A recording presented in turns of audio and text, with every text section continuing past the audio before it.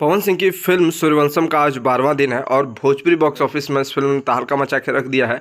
और लगभग इस फिल्म की कमाई के बारे में आज आप लोग को बताएंगे कि 12 दिन में फिल्म की कितनी कमाई हुई है। और पवन सिंह इन दिनों काफ़ी ज़्यादा चर्चा में है और जब इनकी फिल्म रिलीज़ हुई तो काफ़ी ज़्यादा चल रही है, लोग बहुत ही ज़्यादा पसंद कर रहे हैं। यहाँ तक कि फिल्म जो है जैसे रिलीज़ हुई फर्स्ट डे इस फिल्म ने 26 लाख यानी 26 लाख की कमाई करी थी।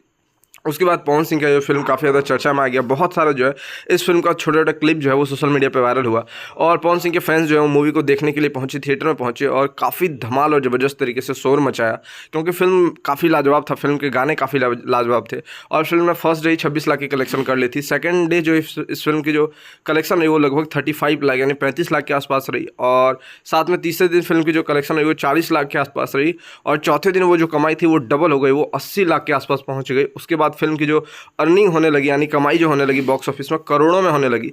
और फिल्म का आज 12वां दिन है और 12वें दिन में इस फिल्म ने अपनी बजट, इस फिल्म की जितनी लागत थी उससे कई गुना ज़्यादा कमाई कर लिया। फिल्म का बजट जो था लगभग बताया जाता है कि 2.5 लाख रुपए के आसपास इस फिल्म में खर्च हुआ था बनाने में।